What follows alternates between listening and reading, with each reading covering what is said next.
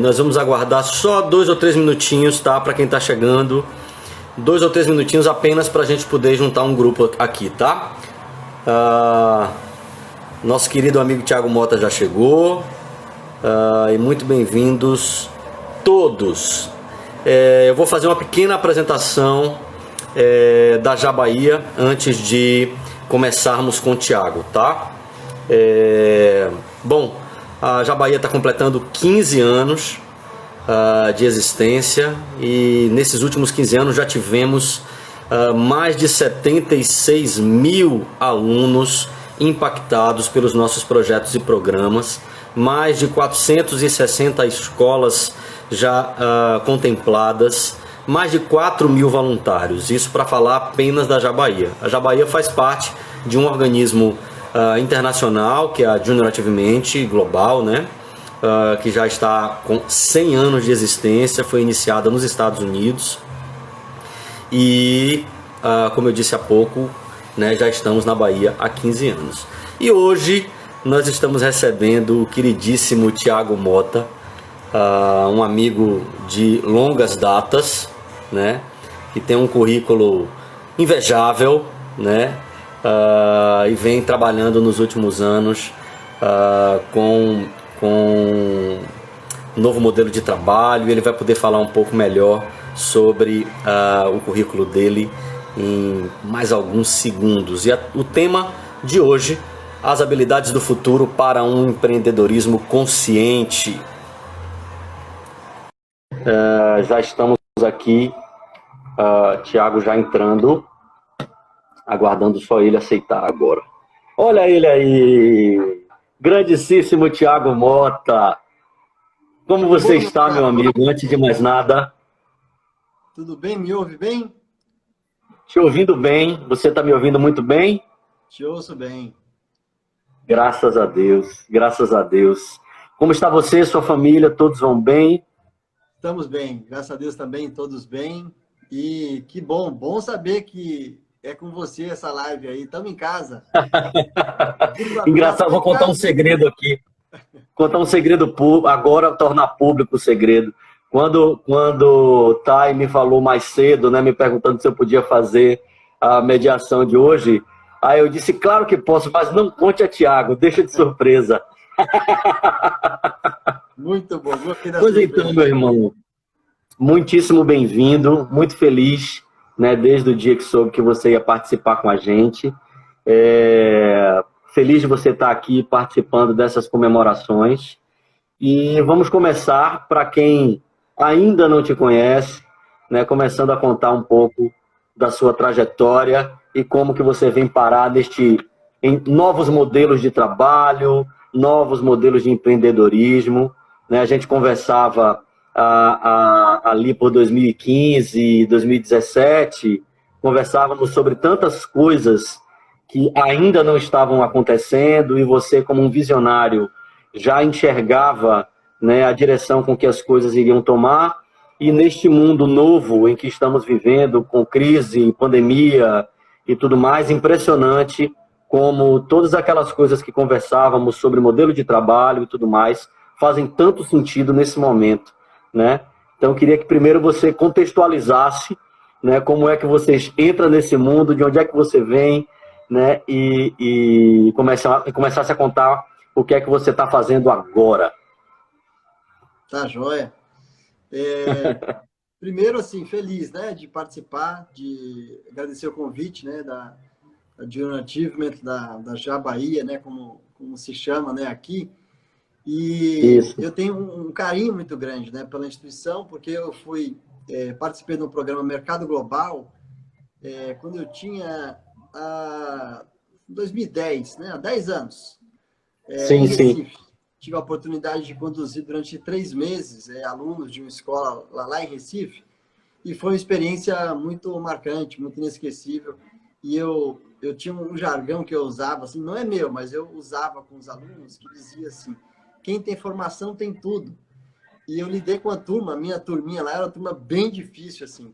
Aí na hora da formatura, assim, um dos mais agitados lá dos meninos chegou para mim e falou: Thiago, quem tem formação? Aí a galera toda da escola falou, tem tudo. Aí eu chorei, fiquei emocionado, porque o trabalho que a Journey Achievement faz é muito importante e trabalha o empreendedorismo na juventude, que é uma coisa que eu acho que a gente precisa fazer. Então, parabéns pelos Sim, 15 anos. Né? É local, né? 15 anos aqui em Salvador, não é isso? exatamente, exatamente. E a atuação é nacional. Né? Eu sei que tem muitas empresas importantes no país que apoiam o trabalho da Junior Achievement e parabéns a vocês também que fazem isso de forma voluntária. Como você bem falou, a gente já conversava sobre algumas coisas, né, há uns anos atrás, mas a gente vai crescendo na vida e vai aprendendo que é melhor ser feliz do que ter razão. Então, eu não disse É, por aí.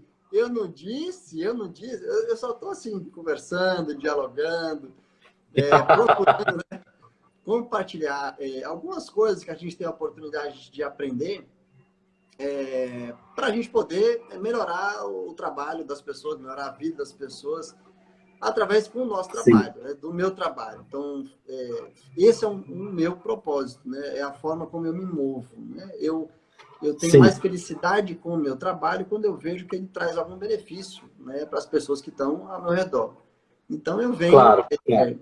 num trabalho de pesquisa, né, que você acompanhou uma parte dele há alguns anos. Eu já vinha, né, Verdade. tem muito no meu DNA de pesquisador desde sempre.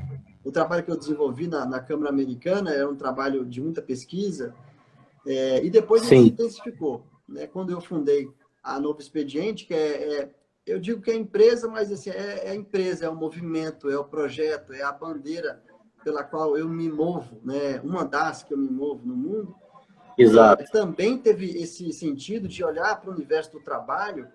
E eu até estava escrevendo sobre isso esses dias, que eu estava indo para uma reunião, eram as 5:30 da tarde, e estava ali na orla, e aí do lado esquerdo, no sentido de quem está indo para o aeroporto, estava um trânsito absurdo. Aí o motorista no Uber virou e falou assim, rapaz, você está indo trabalhar essa hora, é?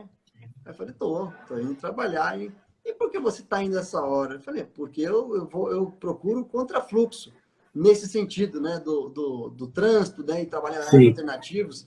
Aí ele olhou, viu aquela rua lotada de carros, e a nossa rua vazia, fluindo. Uhum. É retado mesmo, né, velho? Você é mais esperto que todo mundo, mais inteligente? Eu falei, não, eu não sou, mas a gente precisa ter uma flexibilidade de mobilidade, né, para trabalhar. Então, desde Exato. aquele tempo, eu vinha falando sobre, pesquisando sobre home office, sobre nomadismo digital, sobre movimentos de flexibilidade do trabalho que a gente já via em muitos países, né, ao redor do mundo, e que o esgotamento do modelo de trabalho ele é dito por Domenico De Masi no livro O Ócio Sim, Criativo. sim, Ele apresenta bem detalhadamente, quem quiser ver, é incrível, parece que ele descreve os dias atuais. E o livro sim. do Domenico De Masi é um livro que eu, há alguns anos, né, trabalho com ele, olhava para ele.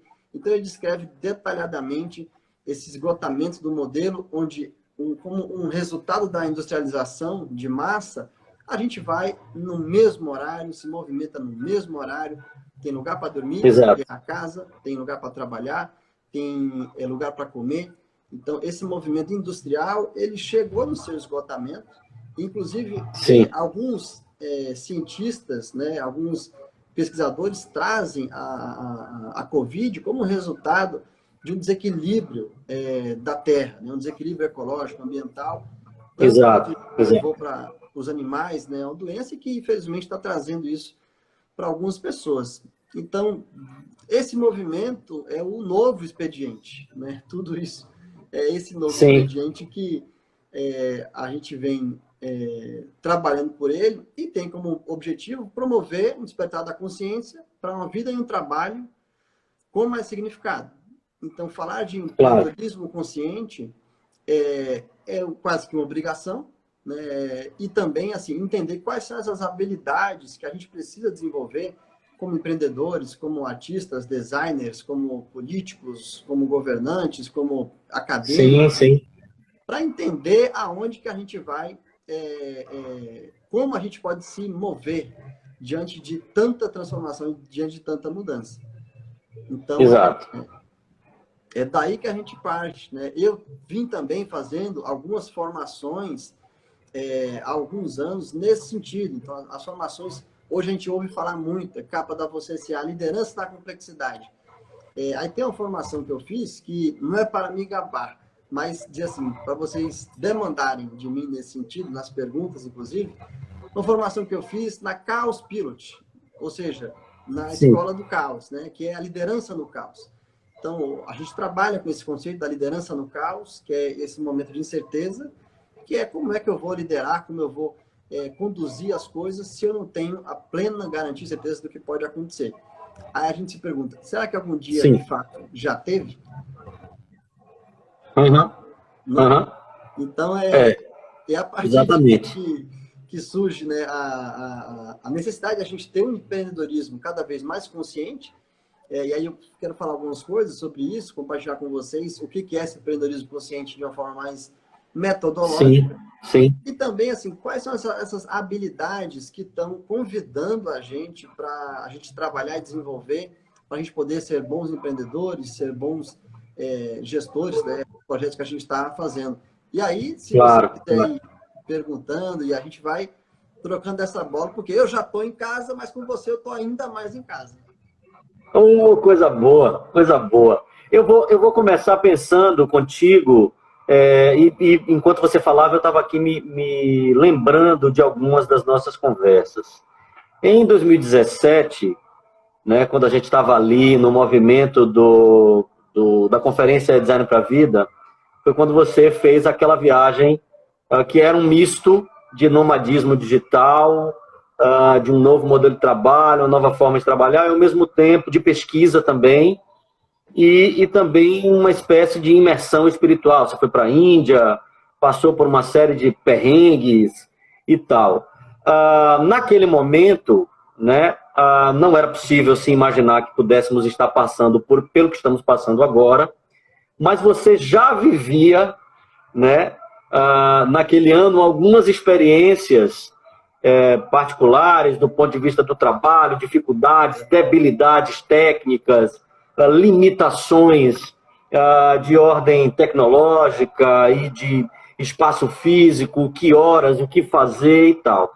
E, de repente, nós todos que estávamos do lado de cá e que não passamos por nada disso que você passou, nos fomos jogados neste caos que você se provocou em 2017, né?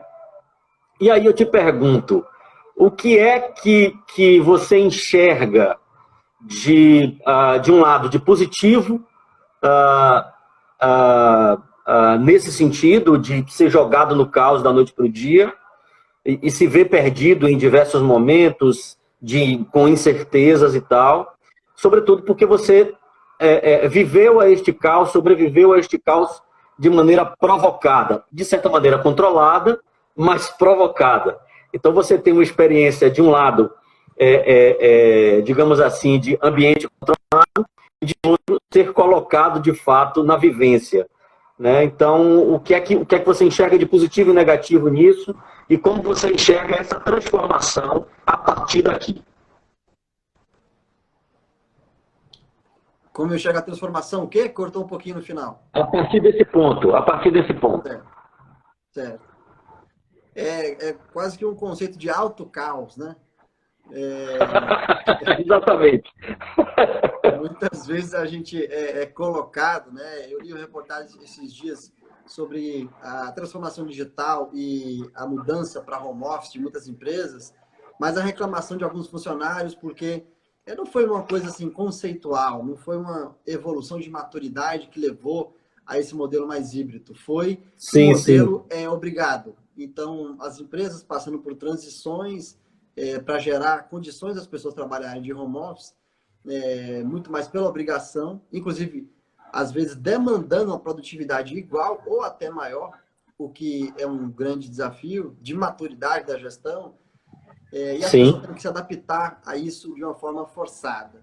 Então, como você disse, assim, de alguma forma, eu me auto-forcei a essa transformação que começou alguns anos atrás, Mas eu considero que não foi categoricamente assim, autoforçado, né? O ambiente à minha volta, o mercado, as empresas, eu já olhava algumas coisas e via que algumas coisas precisavam de uma certa transformação.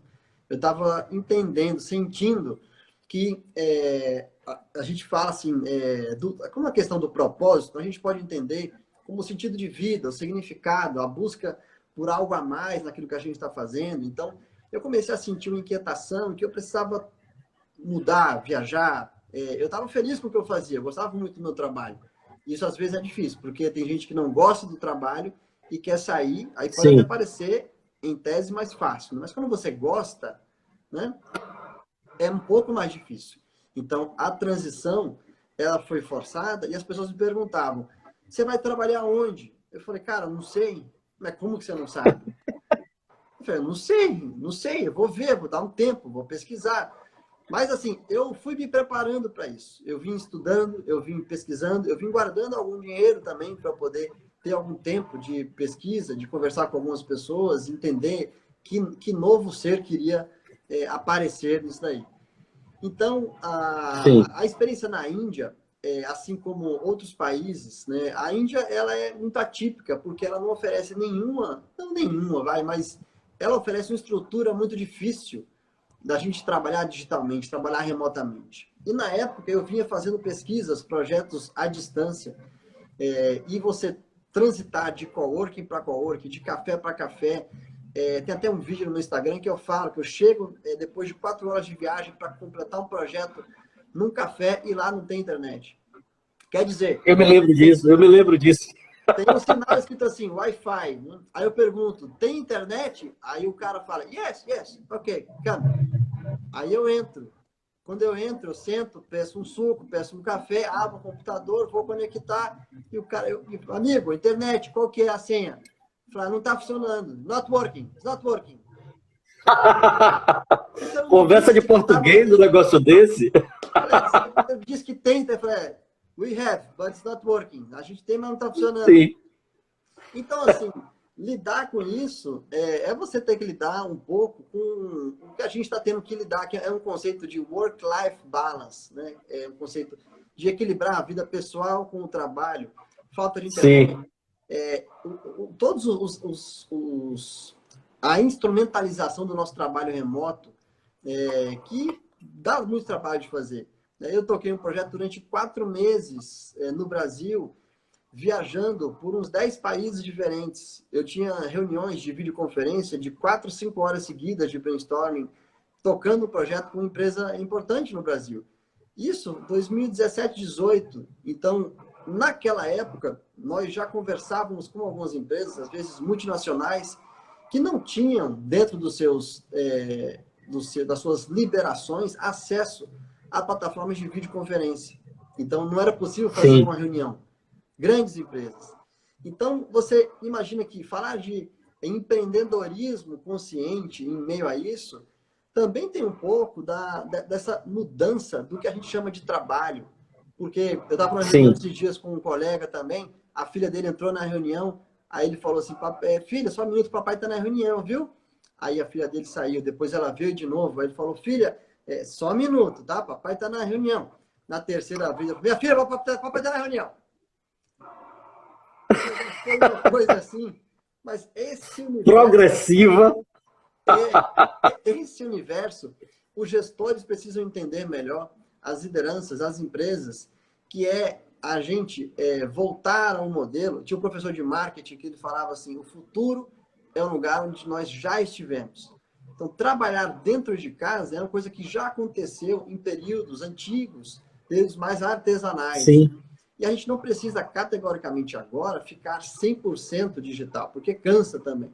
Então, o futuro do claro. trabalho aponta para um modelo híbrido, onde eu tenho experiências digitais, eu tenho experiências presenciais, e eu tenho uma coisa que Silvio Meira já falava há muitos anos, que é um maior especialista de inovação, né, e tecnologia do Brasil, sobre os work centers. Sim, Work centers, o que, que é? A gente fazer do escritório espaços como espaços de trabalho onde eu vou lá para fazer pequenas reuniões, eu vou falar para fazer impressões de materiais, eu vou lá para coletar alguns dados instrumentais que eu preciso, e o resto do trabalho eu faço de forma remota, eu vou interagindo com outras pessoas durante a semana. Então, o escritório, Sim, o escritório físico, ele passa a ter um papel menor. Então, um pouco desse empreendedorismo consciente, até vou pegar carona na pergunta que a Sandra está fazendo. sim, Sandrinha, um beijo, querida. Qual a consciência que se espera desse novo empreendedorismo? Primeiro, que ele tenha consciência, né? Consciência. Então, exato. ciência, né? Tem que ter ciência daquilo que está fazendo. Quando a gente tem ciência daquilo que está fazendo, a gente é muito legal perceber que, por exemplo, na semana passada houve um dos maiores eventos de investimentos, né, da América Latina, se não do mundo, digitais, o evento da XP, né, que está aí uma plataforma Foi. bastante famosa e reconhecida, fora do Brasil, inclusive. Foi muito interessante ver no evento da XP um painel sobre sustentabilidade, onde teve Marina Silva como uma pessoa mais famosa, mas outros gestores de fundos, gestores de empresas familiares, falando de temas sobre permacultura, agrofloresta, Sim, crescimento sustentado. Então, a nova ciência, a nova consciência do empreendedorismo, esse empreendedorismo consciente, ele parte de um despertar das pessoas para um olhar mais holístico, que deixa de ser papo de hippie e vira papo de empresário, de executivo, de gestor, que tem consciência, isso. deve ter consciência daquilo que está fazendo. É, Então, e é um movimento de low profile mesmo, né, em todos os aspectos. como assim? De desaceleração dos processos todos, né? Tanto do processo do trabalho, como o processo de como cada atividade se dá. Onde você sai por exemplo, no caso da agricultura, das grandes fazendas que não empregam quase ninguém, porque elas são completamente mecanizadas, né, e partindo para a agricultura familiar, permacultura e companhia limitada, né, onde grandes indústrias se repartem em indústrias menores para que você tenha um movimento de fato mais fluido entre vida saudável, qualidade de vida e trabalho, né? Aquilo que você falava aqui sobre o work-life balance, né? De fato aplicado nos negócios, né? E Em você como vê cada um se relaciona com ela. esse movimento low profile que você falou, que são as indústrias se traduzindo em pequenas empresas, no universo mais corporativo você chama disso de spin-off. São pequenas spin-offs Sim, saindo das empresas. Mas é o seguinte, se as pesquisas estão mostrando, o Ricardo Amorim, na palestra dele, mostrou uma pesquisa, eu não lembro agora a fonte da pesquisa, mas resultava que mais de 70% das pessoas diziam que preferiam continuar no trabalho home office. Isso significa que o local de trabalho, ele será independente. Eu posso trabalhar no interior, eu posso morar na Chapada de Diamantina e oferecer meu serviço para São Paulo. Então, eu desincho, né? Que maravilha. Eu desincho as megalópolis e eu crio outro sistema de trabalho. Então, essa visão exatamente. sistêmica, né? Que aí falam de habilidades do futuro para esse empreendedorismo consciente, visão sistêmica, ela deixa de ser papo de eco-chato, como as pessoas que não têm consciência sobre esse assunto Exato. e passa a ser um assunto que as pessoas assim que não estão falando disso estão fora da moda, não estão entendendo o que é importante. Então, esse empreendedorismo Exatamente. consciente, essa consciência empreendedora, ela passa a ter também na ponta de quem consome, assim, quem é o líder dessa organização? Quais são os produtos que essa organização oferece? Como é a cadeia produtiva? Se eu for na origem do capitalismo consciente, que tem um livro do Harsh Sisodia, né, o capitalismo consciente, tem quatro Isso. conceitos principais da empresa consciente, que tem a liderança consciente, né, consciente daquilo que está fazendo, produzindo produtos e serviços que fazem bem, que melhoram a sociedade. Eu tenho um propósito maior, ou seja, não é o lucro pelo lucro. Se eu faço o lucro pelo lucro, eu não atendo, não sirvo as pessoas de forma adequada. Isso parece óbvio. Exato. Eu vi esses dias o Frijot Capra, que é um dos principais especialistas de inovação, de ciência, design, falando por que os cruzeiros, os navios, colocam as pessoas em quartinhos, né, naqueles quartinhos tão pequenos? Porque elas querem lucrar mais, porque elas querem as pessoas do navio passeando, consumindo e comprando. Mas por que precisa ser assim? Não tem que ser dessa forma. Exato. Então, o propósito não é maior. Um outro ponto é a cultura consciente. Então, a liderança ela é consciente, cria uma cultura consciente. Uma outra coisa Sim, desse pilar é a orientação, né, para os stakeholders. Ou seja, eu produzo uma cadeia de consciência.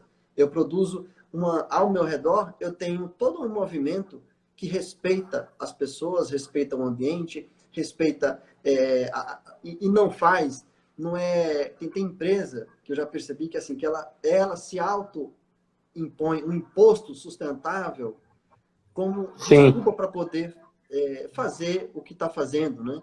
Então também não é isso. claro. Então tá Então, muito você, só um pontinho assim para não perder. claro, Um conceito que está muito forte é das B Corps, né? As Benefit Corporations, que são aquelas empresas que recebem um selo, como se fosse um selo do Inmetro, que são empresas que oferecem benefícios para a sociedade. Por isso, B Corps, né? Corporate Benefit aham. Corporations.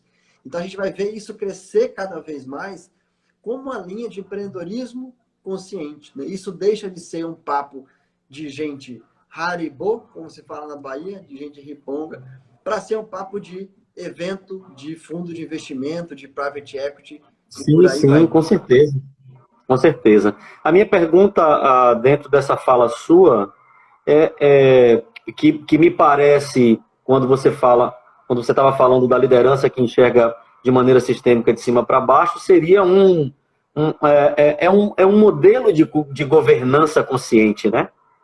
Perfeito. De certa forma. E aí, para esse modelo de governança consciente, ou novo modelo de governança consciente, quais são essas habilidades, né, que a gente está chamando aqui no título dessa live de habilidades do futuro, que para mim são habilidades do presente, né? Quais são as habilidades que esses CEOs, esses gestores, esses executivos, ou mesmo empreendedores individuais, pequenos empreendedores, que eu considero que são tão importantes quanto, né, grandes corporações, né, que habilidades nós todos precisamos ter como empreendedores, né? Exato. Esse ponto que você falou da governança, eu gosto muito desse termo, porque o nosso país ele carece de governança política. Independente da linha de raciocínio que você tenha sobre o assunto político, era muito importante, é muito importante que a gente pudesse ter governança, ou seja, o que o gestor anterior fez, eu posso dar algum tipo de continuidade e melhorar as coisas. Perfeito, perfeito. Eu gero Concordo continuidade, plenamente com você. né? Isso é extenso. Por que eu estou falando isso? Porque isso é extenso aos projetos de smart cities, isso é extenso aos projetos sustentáveis, isso é extenso à gestão de pequenos, médios e grandes negócios. E eu concordo totalmente com você quando pequenos e médios empreendedores são tão importantes quanto os CEOs de grandes empresas, até porque os pequenos e médios empreendedores compõem a maior faixa empresarial do nosso país, por exemplo. Então, uma das Exatamente. primeiras coisas que a gente vê assim que está rolando e que é bom é que está na moda o tema da humanização. Né? Tá na moda falar disso, de Isso. humanidade no trabalho. Aí parece uma coisa óbvia, mas tá bom, isso é óbvio, né? Humanidade, humanização. Mas se você for ver, no final das contas, se você for ver o atendimento ao cliente em alguns locais, ele não é humanizado. Ou seja, ele não leva em consideração aquele ser humano. A pessoa não gostaria de ser atendida daquela forma. Ela não consumiria aquele produto da empresa pela qual ela mesma trabalha. Então, uma habilidade do futuro que não é nova, é do presente. A gente fala do futuro para provocar, porque é mais moderno, é mais bacanudo, as pessoas olham mais com atenção, mas era do presente, talvez do passado lá de trás. Porque, assim, falar de empatia não é novidade. Mas eu preciso desenvolver a empatia, e se você for ver, nos principais eventos de gestão de pessoas ao redor do mundo, o tema de empatia é tema de vídeo no TED, é tema de congresso, é tema do evento, o maior evento de inovação e gestão de pessoas em Londres. É um tema, empatia, que não Sim, as pessoas confundem às vezes com simpatia, mas é eu sentir a dor do outro e me mover diante disso. Então, se eu sinto claro. a dor do outro, a palavra empreendedor, né? Eu empreendo na dor do outro. Se eu acho uma dor gigante o suficiente que eu possa oferecer uma solução para ela, eu tenho um caminho de melhorar a sociedade naquele serviço. Então, empatia é tida, por mais que batida, como uma das principais habilidades do futuro para eu criar negócios conscientes. Uma segunda, Sim, que não em ordem de sequência, mas muito importante, e que reúne, segundo o Fórum Econômico Mundial, as três principais habilidades do futuro para esse ano, que é solução criativa de problemas. Aí, quando a gente olha assim sim. rapidamente, bom, solução criativa de problemas, a gente precisa ter atenção de quê? Nem sempre a gente tem a capacidade de diagnosticar adequadamente o problema e já começa a querer resolver. Isso na América Latina, na América do Sul, a gente é craque em fazer isso. É aquela consulta que o cara dá um tapinha nas suas costas e fala, é virose. Ou Sim, seja, o exatamente. diagnóstico não foi bem feito. Se eu não sei avaliar em que cenário que eu estou, isso é metodologia, né, de solução criativa de problemas, isso é metodologia de prototipação, de design thinking. Se eu não sei avaliar em que cenário que eu estou, se ele é um cenário caótico, se ele é um cenário de incerteza, se ele é um cenário simples, complicado, como é que eu posso oferecer e entrar no outro cenário de ter metodologias para solucionar aquilo? Como é que eu soluciono? Sim, Criativamente, é outra seara. Veja como a gente vai para outros campos. Solucionar criativamente já vem um conjunto de habilidades que eu preciso trabalhar e desenvolver. Então, a criatividade é tida pelo Miguel Nicoleles, né, cientista brasileiro, a última inteligência que a inteligência artificial vai tocar. É uma habilidade inata do ser humano, que a gente perde na infância, por conta de modelos de educação industrial e, às vezes, dos pais, e com isso a gente deixa de ver a criatividade como uma coisa natural. A natureza cria todos os dias. Então, solucionar exato. problemas de forma criativa resume, saber diagnosticar problema, saber usar as melhores metodologias e desmistificar a criatividade para eu gerar soluções.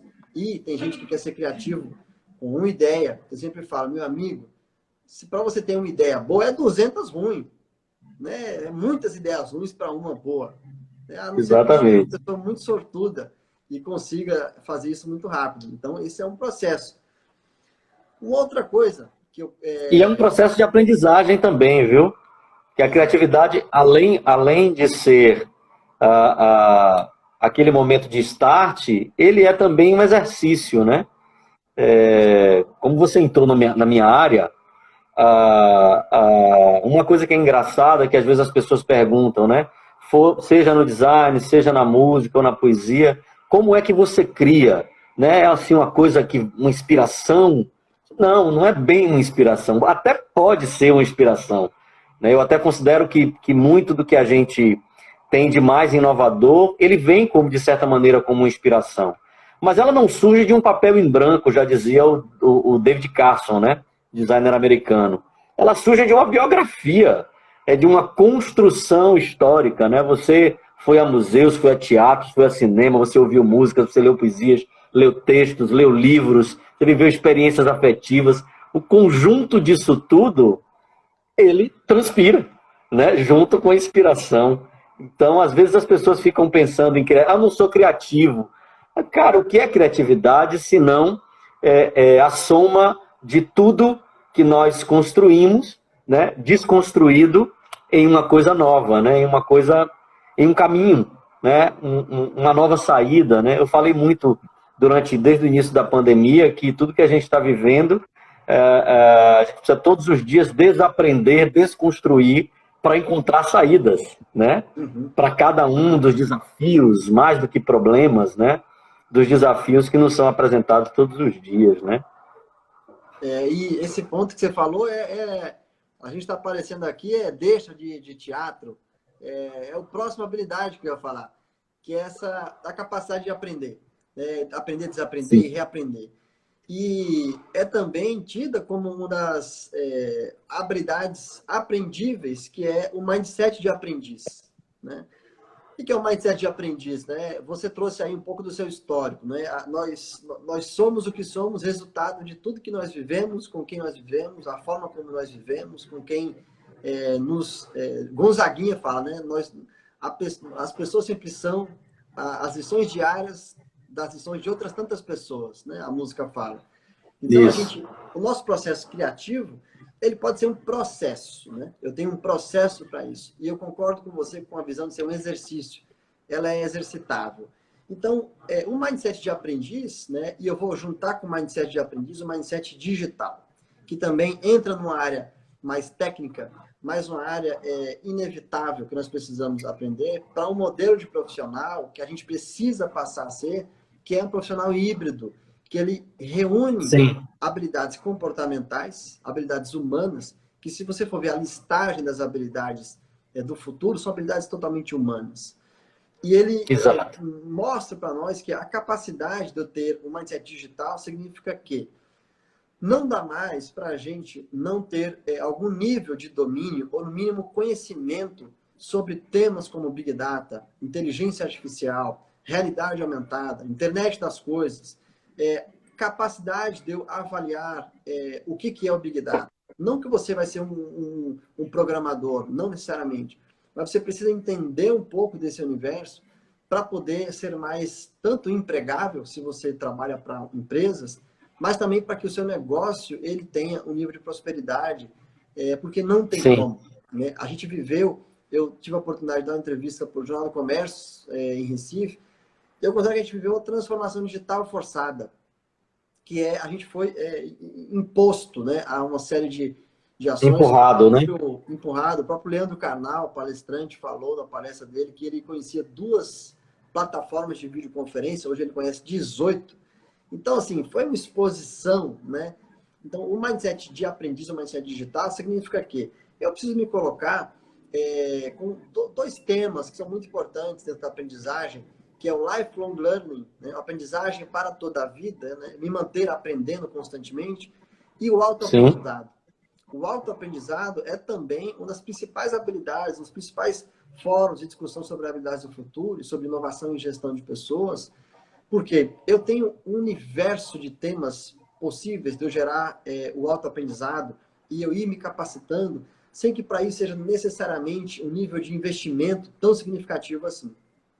Então, sim, se eu uno o meu mindset de aprendiz com autoaprendizado e eu me coloco como um lifelong learner, ou seja, um aprendiz constante que está ali se renovando, eu tenho uma capacidade melhor, por exemplo, de entender uma outra habilidade, que é a da colaboração. Você tocar projetos digitais, você precisa ter um nível de colaboração, um nível de empatia também, muito significativo. Então, assim, o poder da colaboração, ele é tido também como uma das habilidades mais importantes para eu tocar um projeto, para eu poder ser assertivo naquilo que eu estou sim, fazendo. Tem uma pergunta aí, não certo. sei se você quer Vamos lá. trazer. Os colaboradores brasileiros e os nossos líderes têm perfil para expandir o home office? Existem preconceitos? Essa é a pergunta do José Hilário. José Hilário. Os colaboradores brasileiros, nossos líderes, têm perfil para expandir home office? Tem. Total perfil. O Brasil, apesar das suas dificuldades, é um país criativo, é um país inovador e é um país que tem um nível de modernidade em alguns setores muito maior que muitos países da Europa, inclusive. Então, assim, o Brasil tem, primeiro, tem dimensões continentais, né? A Bahia é do tamanho da França. Então, pensar em home office é pensar na sustentabilidade de dia a dia, do nosso lifestyle moderno. Não pensar em home Sim, office é uma perda de tempo, é uma perda de dinheiro. Muitas vezes, o preconceito que o José cita é que assim, as pessoas vão ficar trabalhando, mas eu não posso verificar se ela está trabalhando, se ela está estendendo roupa, se ela está cuidando do filho, ou se ela está, sei lá, assistindo vendo Netflix. TV. Ah, aí eu falo assim, tá bom, mas quem garante que dentro da empresa, a pessoa, por estar dentro da empresa, ela está? Pensa bem, se você tem dúvidas sobre home office, a pessoa às vezes leva 1 hora para chegar no ambiente de trabalho, ela leva 1 hora para sair, ela chega, sobe elevador se for no empresarial, estaciona carro, passa por uma série, parece aquele programa do Faustão, que o cara tinha que passar por diversas barreiras até chegar na cadeira dele e sentar. Sim, Aí quando sim. chega, senta, chega pessoas para falar com a pessoa, chega telefonema, chega uma série de interrupções. Inclusive, a Suécia, ela adotou, alguns anos atrás, 6 horas de trabalho diários, porque ela também percebeu que é o seguinte, uma pesquisa da Amazon mostrou que a maioria das compras eram feitas no horário de trabalho. Ou seja, ilusão, achar que o cara está sentado lá e ele está aquelas 8 horas... Está trabalhando. Não está, não está.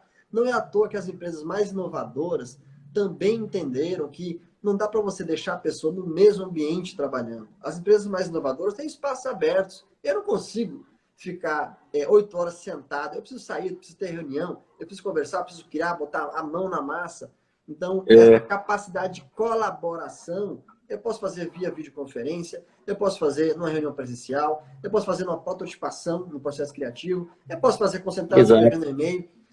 A natureza é dinâmica, né? O mundo é dinâmico. A gente não pode querer continuar a industrialização, né, do trabalho das pessoas, porque ela tem dias contados. Então, o home office, o trabalho remoto, ele nada mais é do que a gente ser natural e a gente poder mesclar as experiências, né? Eu gosto muito de trabalhar em casa. Com certeza, você para trabalhar em casa, você precisa criar algumas normas muito simples. Por exemplo, uma bem simples. Rotinas, né? Rotinas. E uma tem muito simples, que a gente faz em curso, que é check-in, check-out.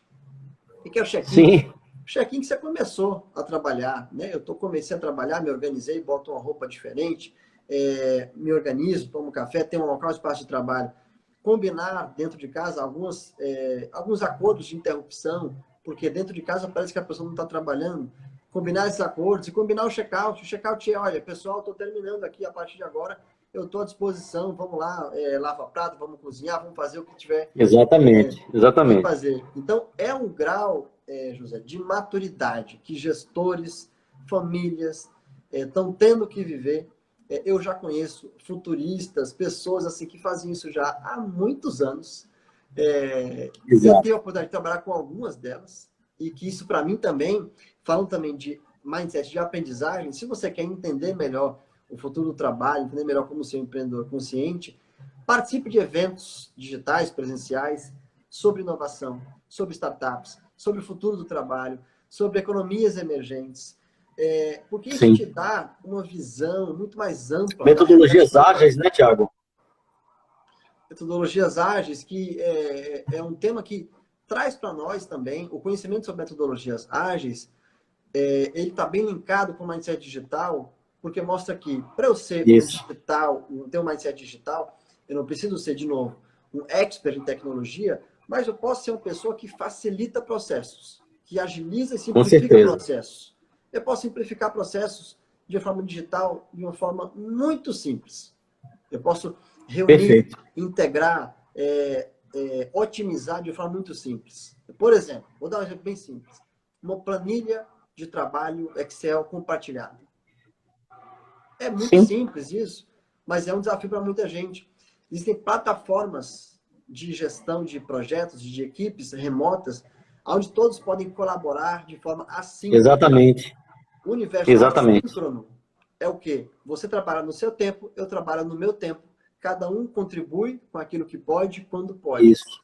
Então, esse universo vai permitir também... Olha quando a gente fala de empatia, lá no começo, que eu tenho que ter empatia pelo estilo de vida de cada um. Eu tenho que ter sensibilidade com as necessidades das pessoas. Né? E a partir disso que eu consigo gerar mais colaboração. Porque as pessoas, quando estão mais engajadas, olha que novidade, elas são mais produtivas. Pois é. Cara, eu preciso aqui controlar um pouco o tempo. As lives da Já geralmente tem 30 minutos. Nós já ultrapassamos, eu vou assumir aqui o puxão de orelha depois. Nós estamos em 45. Mas está tudo certo. O papo está ótimo e é importante também esclarecer sobre pontos que são tão relevantes, especialmente nesse novo... As pessoas têm falado novo normal, eu não gosto muito disso, porque não considero que nós estejamos ainda em algum normal, né? Estamos num completo anormal, até termos algum tipo de direcionamento de segurança concreto, né? Real, vacina e companhia limitada. Então ainda não é um novo normal, ainda saberemos que novo normal é esse de fato. mas eu queria te pedir para fazer um fechamento, né, dessa linha que é onde ali onde a gente começou a conversar alguns anos atrás, havia uma curva de mudança nos modelos de trabalho, inclusive eu diria que nos últimos 20, 25 anos, a partir do surgimento dessas grandes corporações digitais, Google, Facebook, Amazon, Uber e companhia, e grandes negócios, né? Onde empresas que não são donas de nada, entre aspas, né? Não têm grandes ativos físicos, mas ao mesmo tempo elas são donas de grandes volumes de dados e com isso capitalizaram financeiramente muito em cima de informação, né? Foram justamente esses grandes negócios que geraram uma curva de mudança nos modelos de trabalho, empresas pequenas querendo se tornar ambientes físicos iguais ao Google, né? Uma geração de pessoas que nasce querendo trabalhar nesses novos ambientes, né? Com jogos, com salgadinhos, com Coca-Cola, com dispensers e liberdade de horário. E aí, dessa transição, vem o momento em que algumas empresas começaram a perceber que o home office era um caminho. Eu me lembro que eu cheguei a comentar com você, no momento que eu atendia a Johnson Johnson, ali por 2005, 2004, e a Johnson pegou toda a área comercial dela e dispensou todo mundo dos escritórios. A partir de hoje, vocês vão para o home office, né? E houve toda uma mudança de gerenciamento, dos gestores, né? Assim como grandes empresas da área médica, assim, principalmente na área comercial, foi migrando para ambientes de home office. E aí, nesses últimos 3, 4 anos, a gente vê... Eu me lembro, inclusive, de uma palestra nenhum daqueles encontros quando você ainda estava como diretor Da Anshan. Da Anshan, que era o diretor de RH de um site desses de esportivos. Netshoes. Isso, da Netshoes, exatamente ele. E ele falava já de uma série de mudanças no modelo de trabalho, né, dos colaboradores. E aí, de repente, a gente é colocado na pandemia. Então, só contextualizando esse conjunto de informações, para fechar, como é que você vê daqui para esse novo normal que irá surgir? E eu te enxergo como um visionário, como uma espécie de futurólogo, né, de futurista também, nesse sentido, né? O que é que você está enxergando, né, visionando, especulando, para a gente poder fazer um fechamento desse nosso tema de hoje, entre habilidades do futuro para um empreendedorismo consciente? Primeiro, assim, grato aí pela oportunidade, pelo tempo e pelo visionário.